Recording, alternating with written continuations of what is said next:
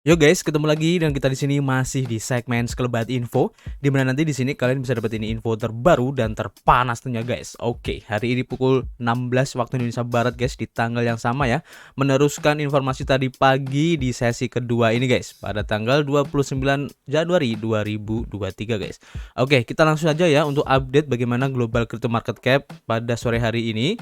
Lumayan bagus guys kalau kita bandingkan ya dengan tadi pagi, di mana hari ini sudah mengalami kenaikan di 0,41%, meskipun tipis, ini bagus banget ya. Dan untuk Bitcoin dalam waktu 24 jam masih merah, tapi tipis banget guys di 0,01%. Kemudian untuk Ethereum juga merah, tipis di 0,8%.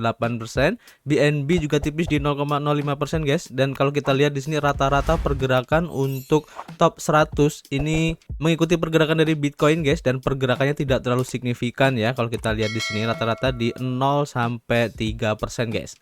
Oke, untuk pergerakan harga dari Bitcoin seperti yang terlihat dalam chart di sini ya. Dan sesuai dengan prediksi yang saya bilang tadi pagi di sesi pertama, bahwa harga dari Bitcoin ini akan turun dulu guys. Dan tadi pagi kan sempat waktu kita bahas dia naik di sini di area sekitar harga 23.464 dan sekarang turun di 23.138 ya. Dan kemungkinan nanti untuk pergerakan harganya akan mengikuti tren ini ya. Jadi dia akan turun naik, tapi trennya dia akan naik di area garis ini guys, sampai menjelang pada tanggal 1 Februari nanti ya, untuk keputusan meeting FOMC dari The Fed, di mana isu yang berkembang akan menaikkan lagi suku bunganya sebanyak 25 basis point guys. Jadi kemungkinan nanti untuk USD akan menguat, dan aset-aset beresiko seperti Bitcoin dan saham serta teman-temannya ya, ini akan mengalami penurunan guys. Jadi kalian harus mewaspadai untuk FOMC tanggal 1 Februari nanti. Dan kita langsung saja menuju informasi yang pertama. Kita lansir dari EMB Crypto guys, dan di sini diinformasikan bahwa antisipasi untuk Ethereum 2.0 ini meningkat guys, karena metrik mencapai titik tertinggi ya untuk sepanjang masanya atau HTH-nya guys. Dan ini bagus ya buat teman-teman yang sebagai holders dari Ethereum. Jadi sejak penggabungan atau the merge kemarin ya, para validator telah dapat berkontribusi pada keamanan jaringan dengan mempertaruhkan Ethereum mereka guys, atau melakukan staking Ethereum. Namun jumlah total Ethereum yang telah dipertaruhkan telah meningkat dan sekarang mencapai rekor tertinggi guys. Apakah ada alasan untuk mengharapkan lebih banyak peningkatan staking, dan apa yang mendorong peningkatan saat ini? Jadi untuk nilai total value yang dipertaruhkan atau di staking ini mencapai rekor tertinggi guys. Blockchain terbesar kedua yaitu Ethereum mencapai tonggak sejarah baru yang signifikan pada tanggal 27 Januari kemarin, hampir 4 bulan setelah beralih ke jaringan Proof of Stake. Menurut CryptoQuant, lebih dari 15,9 juta Ethereum telah dipertaruhkan atau di staking ya pada Ethereum Beacon Chain. Seperti yang terlihat ya dari grafik ini, dari akun resmi CryptoQuant untuk Twitternya, kalian bisa cek sendiri guys, peningkatannya cukup signifikan banget ya. Jadi pada saat berita ini diturunkan, jumlah total yang dipertaruhkan atau di staking ya lebih dari 25,3 miliar dolar guys. Dan ini juga mewakili lebih dari 13% dari total pasokan Ethereum guys.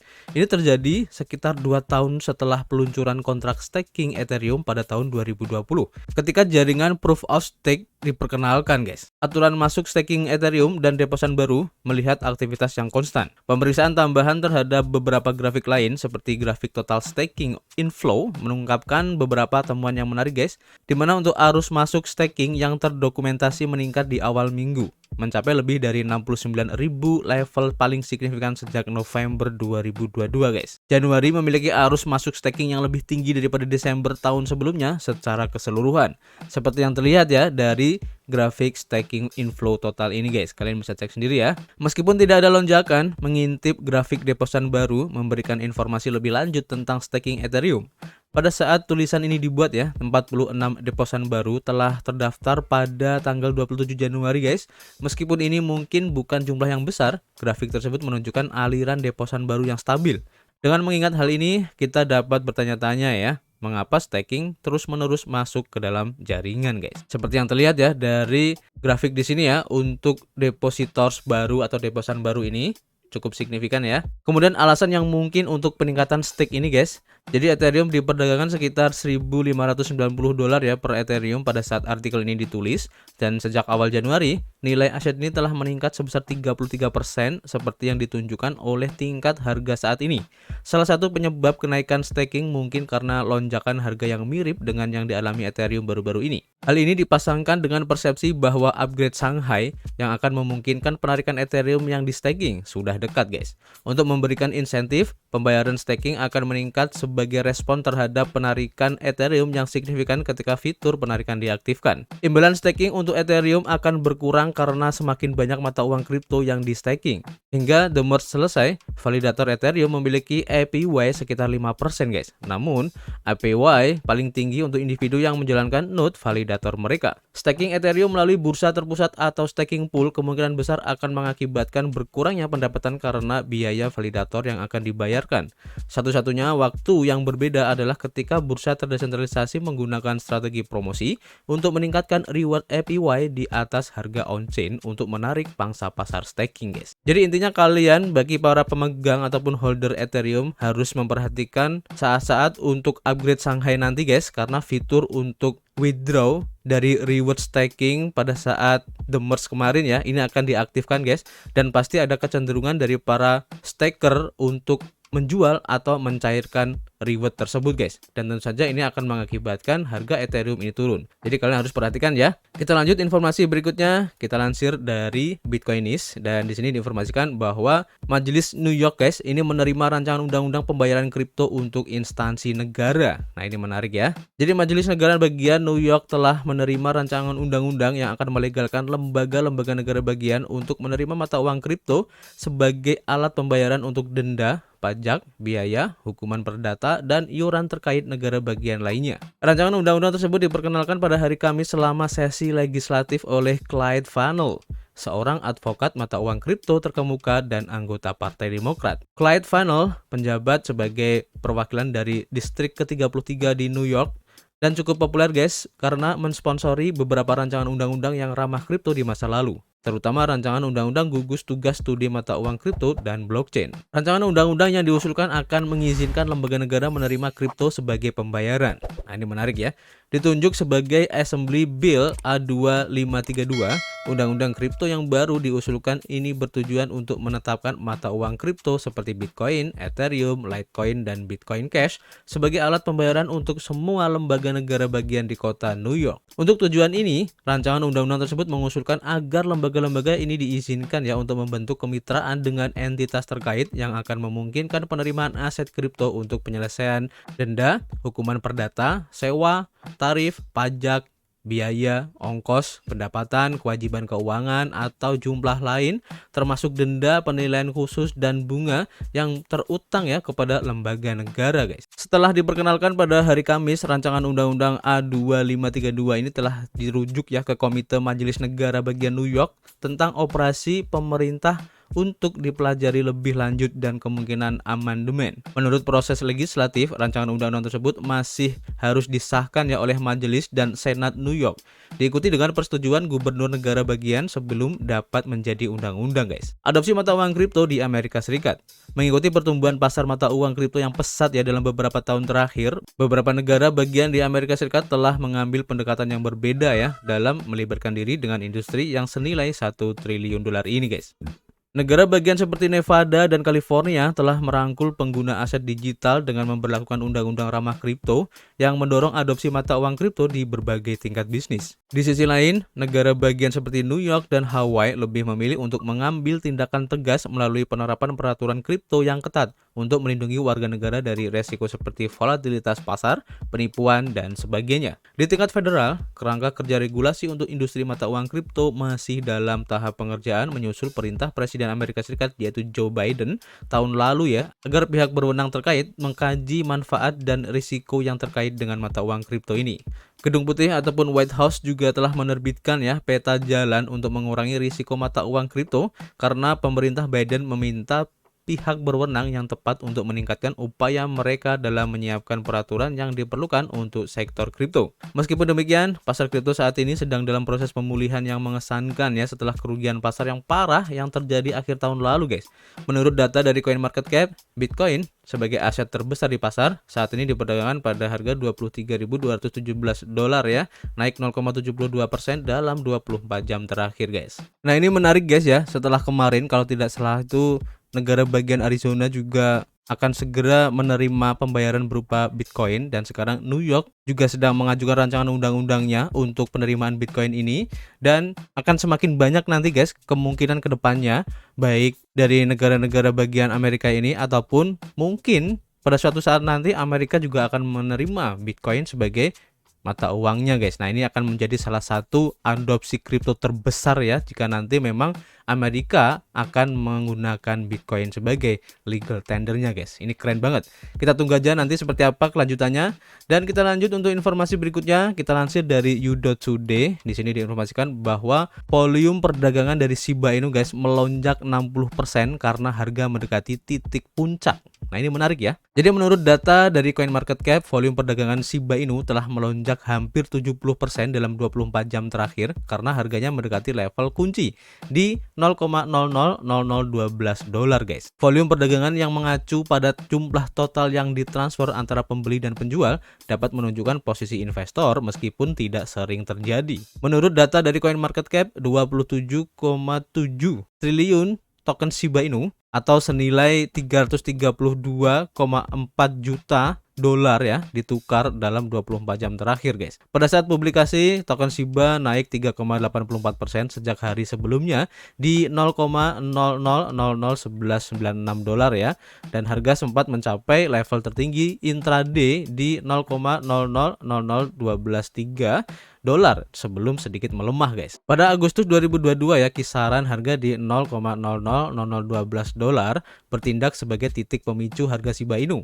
menyebabkan aset tersebut tiba-tiba melonjak 42% guys dalam satu hari ketika harganya naik mendekati level di $0,000018. Namun tampaknya token Shiba menghadapi penghalang ataupun resisten ya di kisaran harga $0,000012 ini guys, setelah mundur dari level tertinggi di $0,00001295 ya, dan di harga $0,00001215 pada 18 dan 22 Januari. Pada sisi positifnya, penembusan melewati kisaran di $0,000012 dapat memindahkan token Shiba ke target berikutnya di harga $0,00001316. Kenaikan lebih lanjut dapat menargetkan level di $0,00000151 sebelum level di harga $0,00001799. RSI harian sedikit miring ke atas dan berada di angka positif 70 guys, menunjukkan keuntungan bagi para pembelinya guys. Kenaikan jangka pendek untuk token Shiba Inu ini mungkin juga didorong ya oleh persilangan positif pada grafik 4 jamnya guys. Di sisi lain, support utama tampaknya terbentuk ya di MA200 hariannya guys, dekat di harga 0,00001077 ya jika harga ini mundur guys. Hype seputar peluncuran Shibarium Layer 2 yang akan datang dapat mendorong token Shiba Inu ini lebih tinggi dalam beberapa hari mendatang, dan kemungkinan pedagang mengurangi exposure mereka ya ke token setelah peluncuran Shibarium. Belum diketahui jika ternyata itu adalah peristiwa beli di rumor, jual di berita ya, atau buy on rumor, sell on news guys. Kondisi pasar secara umum juga dapat menentukan tren harga Shiba Inu ini guys. Jadi kalian harus mengantisipasi jika nanti untuk peluncuran Shibarium ini sudah rilis, maka kalian harus memperhatikan ya bagaimana kelanjutan dari harganya, karena ada kecenderungan bagi para investor untuk menjualnya guys. Seperti yang tadi disebutkan ya, buy on rumor, sell on the news guys. Jadi kalian harus mengikuti beritanya, jangan sampai terlewat ya untuk Shibarium ini guys. Kita lanjut, informasi selanjutnya masih dari you.today guys, dan ini informasinya buat para pemegang token Aptos kemarin ya, dimana tim Aptos guys ini mungkin akan segera menjual token mereka. Nah, ini harus kalian perhatikan juga ya. Jadi kreator perdagangan dan investasi cryptocurrency Light Crypto dengan akun Twitter @lightcrypto di Twitter ya, membagikan kepada 172.000 pengikutnya sebuah pernyataan yang mengkhawatirkan ya tentang kemungkinan penjualan massal tim Aptos atas alokasi tokennya guys. Tim Aptos mulai menjual di harga tinggi. Kata seorang ahli dalam utas Twitter yang terperinci, Light Crypto menunjukkan bagaimana wallet yang terkait dengan tim inti blockchain Aptos mengirimkan token ke Binance yang merupakan pertukaran mata uang kripto terbesar itu guys. Sejauh ini ia telah merilis lebih dari 20 juta dolar yang setara, sementara lebih dari 1 miliar dolar belum disuntikan ke pasar guys. Seperti yang terlihat ya dari akun Light di sini guys, di @lightcrypto ini kalian bisa cek untuk history ataupun app scan-nya ya. Ini merupakan explore dari Aptos blockchain. Kalian bisa cek sendiri, jadi ada historinya guys. Seperti halnya kayak BSC scan kayak gitu. Dan di sini ditangkap ada beberapa transaksi besar yang terjadi guys. Jadi sangat mungkin ya bahwa token Aptos yaitu APT ini diserap oleh pasar retail Korea guys. Saran dari analis ini, dinamika aliran aset Upbit adalah bukti nyata dari fakta ini. Selain itu, dia juga memperhatikan bahwa minat terbuka sebesar 400 juta dolar pada pasangan Aptos USDT disertai dengan buku pesanan spot yang sangat tipis guys. Seperti yang telah dibahas oleh Yuda Today sebelumnya ya, token Aptos adalah salah satu yang berkinerja terbaik di tahun 2023 ini di segmen mid caps.